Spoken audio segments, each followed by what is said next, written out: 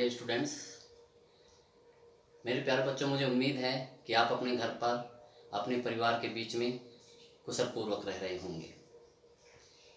देखिए बच्चे, या तो ज़िंदगी को उदासी से जी सकते हैं या जोश से भर करके, लेकिन जोश में भर के जीने के लिए, ज़िंदगी के लिए आपको कड़ी मेहनत करनी है।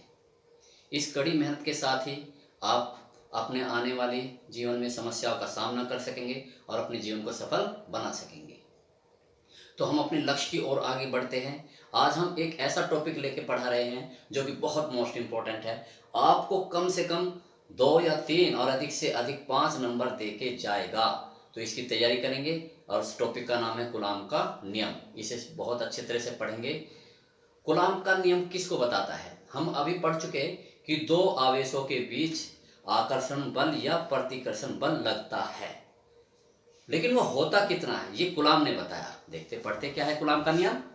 कूलॉम का नियम, इस नियम के अनुसार 2 स्थिर बिंदु आवेशों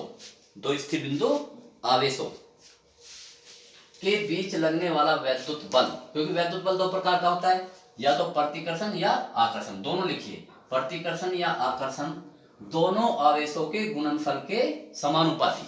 दोनों आवेशों के गुणनफल के समानुपाती।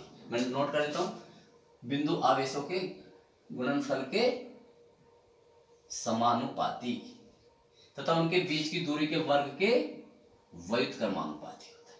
ये भी नोट कीजिए, दोनों बिंदु क्या होने चाहिए? स्थिर होने चाहिए और बिंदु होने चाहिए, बिंदु आवेश। तो अब देखते हैं क्या सूत्र बनता है। कूलॉम के नियम से 2 आवेशों के बीच लगने वाला वैद्युत बल निम्न होगा। जो हमने ऊपर थ्योरी में लिखा है उसे हम नोटेशन के रूप में देखिए कैसे लिखते हैं। वैद्युत बल को हमने F से रिप्रेजेंट किया, दोनों आवेशों के गुणनफल के समानुपाती। ये लिखते हैं दोनों आवेशों का गुणनफल Q1 Q2 और उनके बीच की दूरी के वर्ग के, ये दूरी है R, दूरी के वर्ग के व्युत्क्रमानुपाती होती है। जो संख्या ऊपर लिखी रहती है, जो क्वांटिटी, वो समानुपाती होती है और जो नीचे होती है वो व्युत्क्रमानुपाती होती है। अब देखिए, मान लीजिए 2 आवेश है, 2 बिंदु आवेश Q1 और Q2, इनके बीच की दूरी R है और ये एक ऐसे माध्यम में रखे जिसका परावैद्युतांक K है। परावैद्युतांक को बाद में डिस्कस करेंगे। तो कूलॉम ने बताया कि इनके बीच में वैद्युत बल कैसे लगेगा और किन कंडीशन में लगेगा। दोनों कंडीशन मैंने बता दिए। नंबर 1, ये दोनों बिंदु आवेश स्थिर होने चाहिए।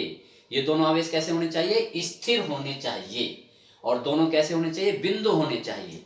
देखिए, इसमें नहीं लगेगा आवेश, ये 2 नियम, 2 आवेश है, एक ये और एक ये आवेश, क्योंकि इनके बीच की दूरी बहुत कम है। ये बिंदु आवेश नहीं है। बिंदु आवेश किन्हें कहते हैं? एक आवेश ये है, एक ये आवेश है। यदि इनके बीच की दूरी इनके आकार की तुलना में बहुत अधिक है तो बिंदु आवेश होंगे। यदि आप इन्हें पास पास रख दे, लीजिए यही साइड, ये बिंदु आवेश यदि मैंने पास पास रख दिए, ये बिंदु आवेश, ये एक ये आवेश रख दिया, तब कूलॉम का नियम लागू नहीं होगा। बहुत ध्यान से देख लीजिए। तो F समानुपाती Q1 Q2 upon R square हो गया। अब ये तो प्रोपोर्शनलिटी का चिन्ह है, इसे हम बराबर में बदलने के लिए कांस्टेंट लगाते हैं 1/4 पाई एप्सिलॉन नॉट K। तो इसमें क्या होगा? ये एक वैद्युत नियतांक है 4 पाई एप्सिलॉन नॉट K। अच्छा, इसमें जो एप्सिलॉन नॉट, देखिए क्या यूज कर रहे हैं हम, अब इसकी टर्मिनोलॉजी समझ लीजिए। एप्सिलॉन, इसको क्या बोलेंगे? एप्सिलॉन। ये एक रोमन लिपि है, एप्सिलॉन। एप्सिलॉन। अगर मैं ये नोट लगा दूंगा, नोट का मतलब उस माध्यम को रिप्रेजेंट करता है जिसका ये है। अब जैसे 0 लगा दे तो इसका मतलब ये क्या है? निर्वात के लिए यूज किया हुआ है। अगर मैंने यहाँ पर K लगा दिया तो उस माध्यम के लिए जिसका परावैद्युतांक K है उसके लिए, तो ये रिप्रेजेंटेशन है। तो ये एप्सिलॉन नॉट यानी कि निर्वात। तो ये है निर्वात की परावैद्युतशीलता। एप्सिलॉन क्या है? जिसे हम क्या बोलते हैं? एप्सिलॉन। देख लीजिए, एप्सिलॉन, जिसका मतलब क्या है? निर्वात की परावैद्युतशीलता। K क्या है यहाँ पर? माध्यम का परावैद्युतांक। तो जो माध्यम का ये परावैद्युतांक है, अब इन्हीं डिस्कस करेंगे हम। 2 शब्द आए, एक तो परावैद्युतशीलता है और एक परावैद्युतांक। माध्यम का क्या है? परावैद्युतांक। 2 शब्दों को हम डिस्कस करेंगे। ये देखिए, पहले तो परावैद्युतशीलता समझ लीजिए। पहले शब्द समझ लीजिए परावैद्युतशीलता। परावैद्युतशीलता देखिए क्या होगा।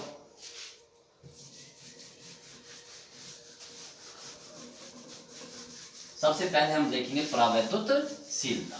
परावैद्युत पदार्थ ये भी लिखेंगे, आप नोट करके लिख लीजिए।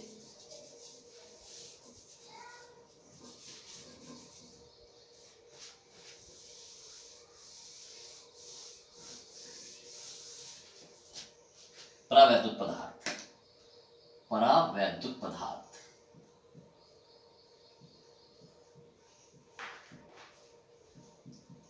परावैद्युत पदार्थ क्या? जिनमें आवेश आसानी से प्रवाहित नहीं होता, जिनमें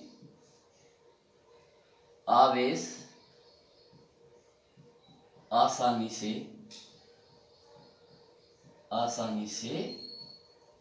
प्रवाहित नहीं होता।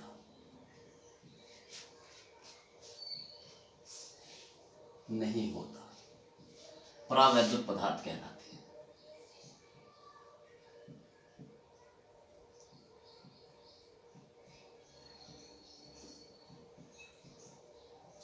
जैसे आपको सिर्फ ये याद रखना कि परावैद्युत पदार्थ कौन कौन से होते हैं। आप समझिए, देखो देखो, जैसे रबर, कागज, मोम। ये कई बार क्वेश्चन पूछा गया, दो परावैद्युत पदार्थों के नाम देखिए। तो देखिए, रबर है, कागज है, मोम है, प्लास्टिक है,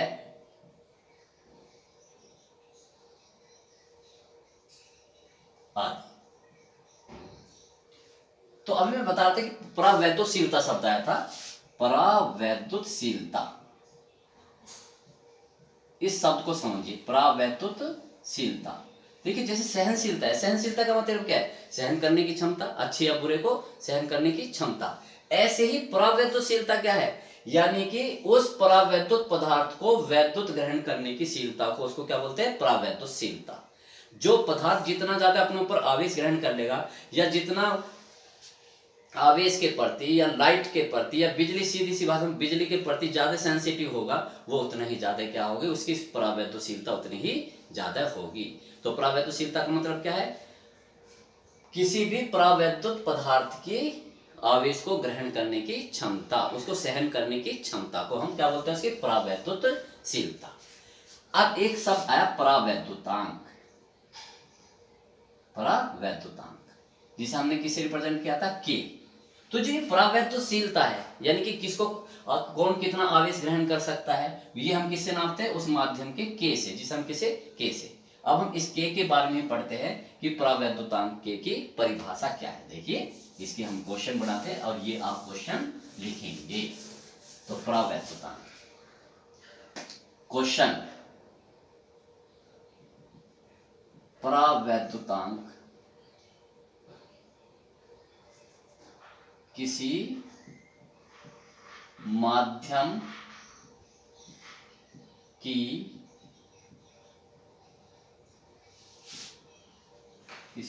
के परावैद्युतांक से आप क्या समझते हैं? आप क्या समझते हैं? ठीक है, बहुत आसान। आंसर देखिए परावैद्युतांक का। बस एक फॉर्मूला याद रखिए, ये के जिसे हम के से रिप्रेजेंट करेंगे, अभी आप इसे लिखेंगे तो के बराबर क्या होगा? के बराबर ये एप्सिलॉन बराबर एप्सिलॉन नॉट के। ये किसी माध्यम की परावैद्युतशीलता है, ये निर्वात की परावैद्युतशीलता जीरो लगा, और ये परावैद्युतांक है। ये एम का मतलब मीडियम किससे? एम से। ये किसी माध्यम की परावैद्युतशीलता है, ये किसकी? निर्वात की परावैद्युतशीलता। तो बताओ के बराबर क्या आया? Epsilon m upon epsilon naught. तो अब देखिए, इसी फॉर्मूले से हम इसको डिफाइन करेंगे। क्या? किसी माध्यम की परावैद्युतशीलता तथा निर्वात की परावैद्युतशीलता के अनुपात को उस माध्यम का परावैद्युतांक कहते हैं। कितना आसान। आप सूत्र याद करेंगे और सूत्र से परिभाषा देना सीखेंगे। ये सूत्र हमें याद रखना चाहिए। एप्सिलॉन नॉट एप्सिलॉन, ये इसमें के ये यहाँ पर आया था, ये एप्सिलॉन नॉट के, ये लिखे। आप कहेंगे ये सर कहाँ से आ गया? ये देखिए, मैंने अभी लिखवाया था, F = 1/4 पाई एप्सिलॉन नॉट के। Q1 Q2 upon r square. ये तो इसको हम ऐसे भी लिख सकते हैं 1/4 pi epsilon m Q1 Q2 upon r square, ऐसे भी लिख सकते हैं। यहाँ हमने एप्सिलॉन नॉट की जगह देखो ये रख दिया, ऐसे भी लिख सकते हैं। ये इसलिए बात है इन दोनों की, एप्सिलॉन नॉट किसके क्या गुणनफल किसके बराबर होता है, उस माध्यम की परावैद्युतशीलता। तो देखिए अब हम इसको डिफाइन करेंगे। देखिए किसी माध्यम है ना, एम माध्यम की परावैद्युतशीलता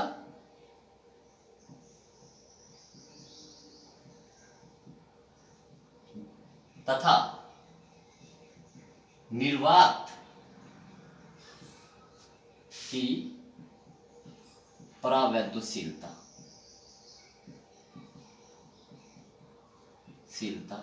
के अनुपात को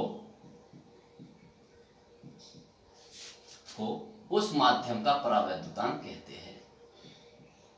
उस माध्यम का परावैद्युतांक कहते हैं।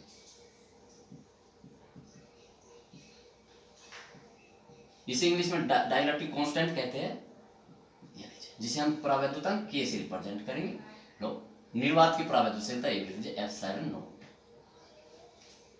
क्योंकि ये सेम राशियों का अनुपात है इसलिए इसका कोई मात्रक नहीं है। के क्या है, मात्रक विहीन, मात्रक व विमाहीन, ना इसकी कोई विमा होती है ना इसके कोई मात्रक होता है, क्योंकि सेम राशियों का अनुपात है। इस परावैद्युतांक को निरपेक्ष परावैद्युतशीलता भी बोलते हैं, विशिष्ट परावैद्युतशीलता भी बोलते हैं। हम इसको विशिष्ट परावैद्युतशीलता भी बोलते हैं। तो ये कभी कभी क्वेश्चन आते हैं, हम इस पर क्वेश्चन पर न्यूमेरिकल करेंगे। ओके अब देखिए note, very very most important note. ये देखिए के का मान, जो परावैद्युतांक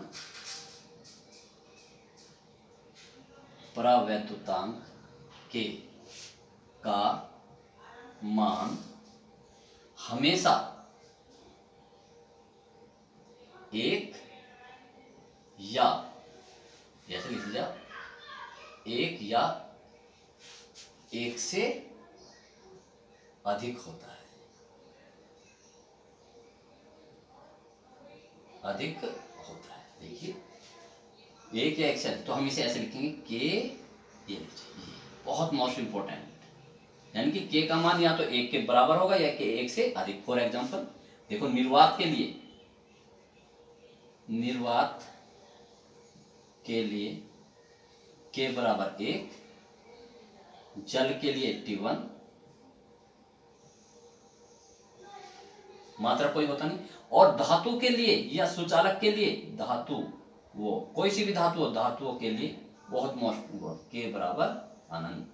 इसको याद कर लीजिए अच्छी तरह से, ठीक है। अब देखिए जो मैंने नोट लिखा है इसी पर एक बहुत अच्छा विकल्प बनता है, मैं उस विकल्प को करा रहा हूं। देखिए कैसे, वो कहता है किसी माध्यम निर्वात नहीं, निर्वात कोई माध्यम नहीं होता, निर्वात तो जहां कुछ भी नहीं है। किसी माध्यम के लिए, किसी क्वेश्चन में लिखवा देता हूं क्वेश्चन, देखिए इस पर विकल्प, इस वाले पर विकल्प कैसे बनता है। किसी माध्यम का परावैद्युतांक हो सकता है, किसी माध्यम का परावैद्युतांक हो सकता है,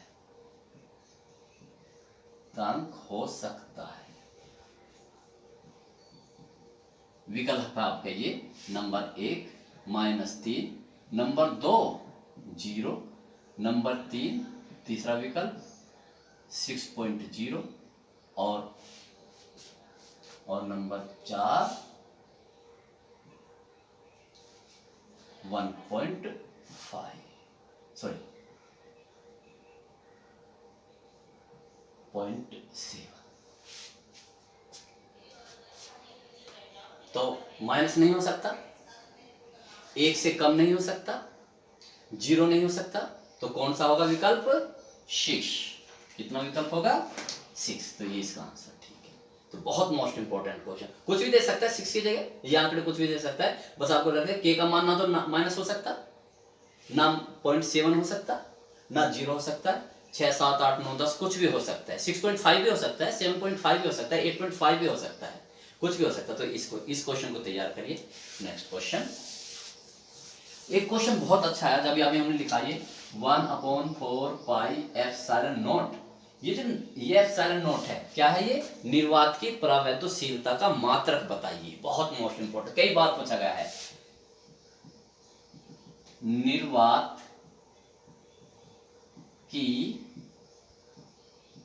परावैद्युतशीलता, निर्वात की परावैद्युतशीलता जिसे हम एप्सिलॉन नॉट से रिप्रेजेंट करते हैं का मात्रक तथा विमा लिखिए। हालांकि विमा नहीं पूछते, लेकिन हमें अपने आप को पहले से तैयार रखना चाहिए। जरूरी नहीं कि आज तक नहीं पूछा गया कि आगे भी नहीं पूछा जाएगा, क्योंकि हम इस चीज को पढ़ते हैं। मात्रक भी पढ़ा हमने, 11वीं का टॉपिक है, विमा भी 11वीं का टॉपिक है। तो जब मात्रक पूछता है तो विमा भी पूछ सकता है। हमें हर स्थिति के लिए तैयार रहना चाहिए। तो विमा भी ज्ञात करते हैं, तो विमा ज्ञात कीजिए। 1 नंबर का सवाल है। फिर मेरा वही फंडा एक तैयार रखिए, जब भी किसी भौतिक राशि का मात्रक तथा विमा ज्ञात करनी है, सबसे पहले उसका सूत्र लिखेंगे। सबसे पहले उसका क्या बनाएंगे? सूत्र बनाएंगे। सूत्र बनाते बताइए, एप्सिलॉन नॉट का एप्सिलॉन नॉट का किस में आंसर लिखेंगे इसका? वैद्युत बल, सीधा लिखिए। हमें इसे ये लिखा कि कहां पर वैद्युत बल, क्या था वैद्युत बल? F = 1/4 pi epsilon not Q1 Q2/r²। जब हम इन जनरल फार्मूले को यूज करते हैं तो K लगाने की जरूरत नहीं, क्योंकि इसका मतलब ये कि दोनों आवेश हमारे किस में रखे? निर्वात में रखे या वायु में रखे, उसमें कोई माध्यम में नहीं रखे। तो हम K लगाओ या ना लगाओ, इट्स ओके। अब देखिए हमें किसका चाहिए? एप्सिलॉन नॉट का। तो एप्सिलॉन नॉट की हमें विमा ज्ञात करें, तो इसका सूत्र, तो ये इसे जिसका सूत्र होता है वो एक तरफ, बाकी सब दूसरी तरफ। 1/4 पाई F Q1 Q2/r²। ये लीजिए, देखिए एप्सिलॉन नॉट का मात्रा कितना आसान, कुछ याद करने की जरूरत नहीं है, केवल फार्मूले कैलकुलेटेड हो जाइए। हर चीज को कैलकुलेटेड करना सीखिए, एनालिसिस करके सीखना चाहिए, जिससे कि आप उसके दाएं बाएं की पता नहीं कितनी बातें सीखेंगे। रटेंगे तो सिर्फ केवल रटने वाला शब्द यूज करेंगे, और पता नहीं वो भी याद रहे या नहीं। उसमें अपनी पढ़ाई में क्वालिटी लाइए, क्वांटिटी नहीं क्वालिटी। तो देखिए क्या होगा इसमें, तो इसका मात्रक क्या होगा? एप्सिलॉन नॉट का मात्रक, ये कांस्टेंट है, 1 कांस्टेंट है, ये भी कांस्टेंट है, ये न्यूटन। ये पहले देखो Q1 क्या है? कूलाम। 2 कूलाम है, 1 कूलाम ये, 1 कूलाम ये, तो कूलाम का क्या होगा? स्क्वायर, कूलाम का स्क्वायर। ये क्या है? न्यूटन। ये क्या? Metre square. कितना आसान बताइए, coulomb square newton metre square. कुछ याद ही नहीं करना, कैलकुलेशन करनी है। विमा, देखिए विमा, क्योंकि विमा मैंने क्या बताया थी शुरू में? 80, पहले पेज पे लिखती थी मैंने 80। इसका स्क्वायर, ये लीजिए स्क्वायर। न्यूटन बल, बल की क्या विमा होती है? याद है आपको, mLT-2। और मीटर की क्या होगी? L। L का क्या होगा? स्क्वायर। सोल्व कर लीजिए, सोल्व कीजिए, कितना होगा? m, m की पावर 1 है, सबसे पहले m लिखेंगे, ऊपर जाके माइनस होगी, फिर l, l की पावर कितनी आएगी? देखो l 1 ये है, 2 ये है, तो कितनी होगी? 3, ऊपर जाके माइनस, l की पावर -3। कितने बचे? 2 ऊपर जाएगा, 2 ये है, 2 ये है, तो t की पावर ऊपर जाएगा प्लस। देखो ना, 2 ऊपर है, 2 ये है, तो 4, और ये a स्क्वायर। बताइए क्या इसे याद कर सकते हैं? और अगर इसे याद भी कर ली तो क्या गारंटी है कि आप इसे सही लिखेंगे? क्या पता माइनस की जगह आपने 2 लिख दिया, प्लस लिख दिया, सारा गलत हो जाएगा। तो इसलिए मात्रक और विमा को याद मत कीजिए। जो कुछ भौतिक राशि केवल उनकी ही मात्रक विमा याद कीजिए, बाकी को कैलकुलेटेड कीजिए। बहुत मोस्ट, मैं इसके क्योंकि एक नियतांक है, इसका मान भी लिख देता हूँ। एप्सिलॉन नॉट का मान भी लिख दीजिए। एप्सिलॉन नॉट का मान होता है 8.85 × 10⁻12। मात्रक क्या होगा? Coulomb square. उसमें लिखते तो नोटेशन है, coulomb square newton metre square. ये इसका मात्रक होगा। बहुत मोस्ट इंपोर्टेंट, ये भी क्वेश्चन लिखवाया हुआ है। किस में आया, ये विकल्प में भी आया हुआ है। ये दिया, ये कई बार आया कि परावैद्युशीलता एप्सिलॉन नॉट का मात्रक होगा, तो ये वाला विकल्प ठीक होगा। नेक्स्ट, अब हम इस पे जो हमने दो आवेशों के बीच बल लगाया है, वो उस पे कैसे क्वेश्चन बनते हैं, अंक की भी देखेंगे, थ्योरेटिकल भी देखेंगे। सबसे पहले हम, सीधी सी बात है, सबसे पहले हम देखेंगे विकल्प कौन कौन से बनते हैं उस पर। विकल्प के लिए विशेष तैयारी रखिए, क्योंकि विकल्प पे नंबर नहीं कटते, और विकल्प भी, पहला क्वेश्चन विकल्प का होगा जो 6 नंबर का होगा। देखिए,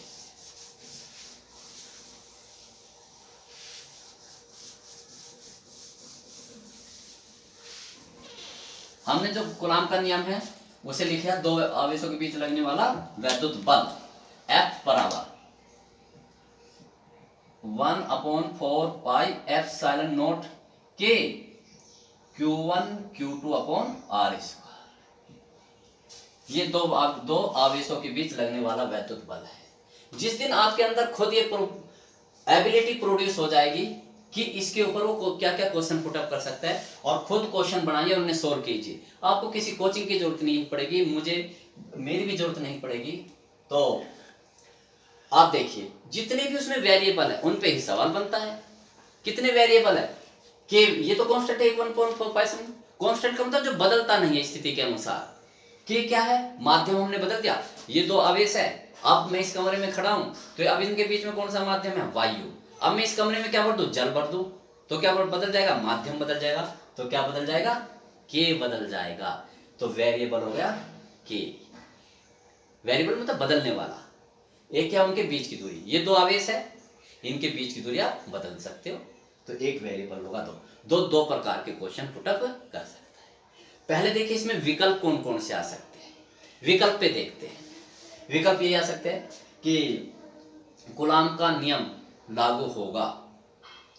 नंबर 1 देखिए, मैं बताता हूं, कूलाम का नियम, क्वेश्चन, कूलाम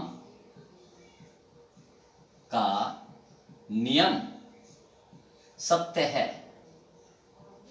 नंबर 1, दो स्थिर बिंदु आवेशों के लिए, दो स्थिर बिंदु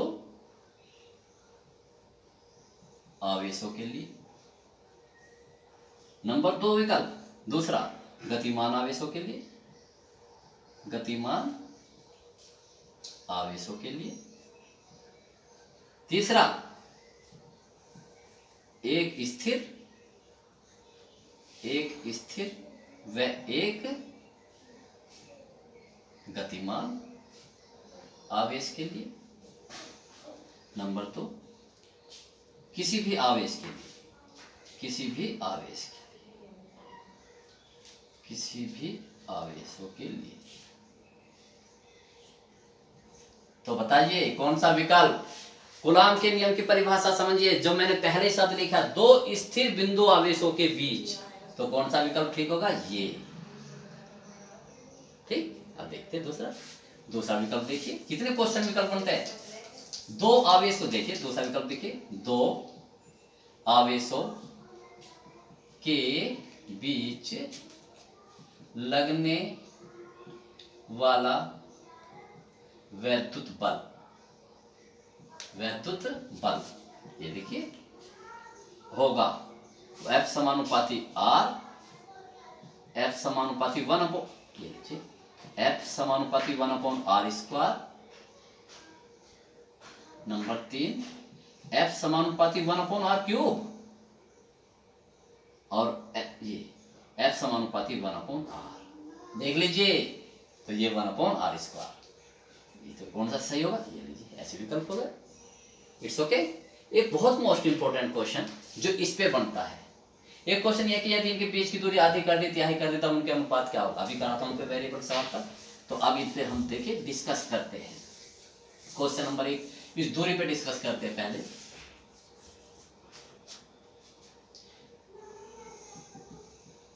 क्वेश्चन, दो आवेशित वस्तुओं दो आवेशित वस्तुओं के बीच